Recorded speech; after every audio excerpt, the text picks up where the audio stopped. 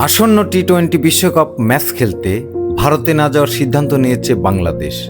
Cricket board BCB আজ রোববার আইসিসির কাছে বাংলাদেশের ম্যাচের ভেন্যু ভারতের বাইরে সরিয়ে নেওয়ার জন্য আবেদন জানিয়েছে। বাংলাদেশের আবেদনের বিষয়ে ইতিবাচক মনোভাব দেখাচ্ছে বিশ্ব ক্রিকেটের সর্বোচ্চ নিয়ন্ত্রক সংস্থা আইসিসি। ক্রিকেট ভিত্তিক জনপ্রিয় ওয়েবসাইট ক্রিকবাজ বলছে, বাংলাদেশের ম্যাচগুলো ভারতের বাইরে আয়োজনের সম্ভাবনা উড়িয়ে দিচ্ছে না আইসিসি। যদিও এ বিষয়ে এখনো কোনো আনুষ্ঠানিক আলোচনা হয়নি, তবে 1-2 দিনের মধ্যেই আসতে পারে সিদ্ধান্ত। বর্তমান সূচি অনুযায়ী লিগ পর্বে 4টি ম্যাচ খেলার জন্য ভারতে যাওয়ার কথা ছিল বাংলাদেশের। এর মধ্যে 3টি ম্যাচ কলকাতায় ও 1টি মুম্বাইয়ে হওয়ার কথা রয়েছে। তবে নিরাপত্তা শঙ্কার কথা জানিয়ে ভারত সফরে না যাওয়ার সিদ্ধান্ত নিয়েছে বিসিবি।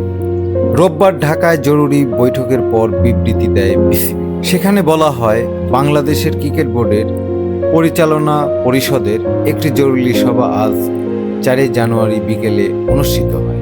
সভায় ভারত ও শ্রীলঙ্কায় অনুষ্ঠিত আইসিসি টি-20 বিশ্বকাপ 2026 সংক্রান্ত সাম্প্রতিক পরিস্থিতি নিয়ে আলোচনা করা হয়। 24 ঘন্টার মধ্যে ঘটে যাওয়া বিভিন্ন বিষয়ে বিস্তারিতভাবে আলোচনা করে এবং ভারতের অনুষ্ঠিতব্য ম্যাচগুলো বাংলাদেশের জাতীয় দলের অংশগ্রহণ ঘিরে সৃষ্ট সামগ্রিক পরিস্থিতি নিয়ে গভীর উদ্বেগ প্রকাশ করে।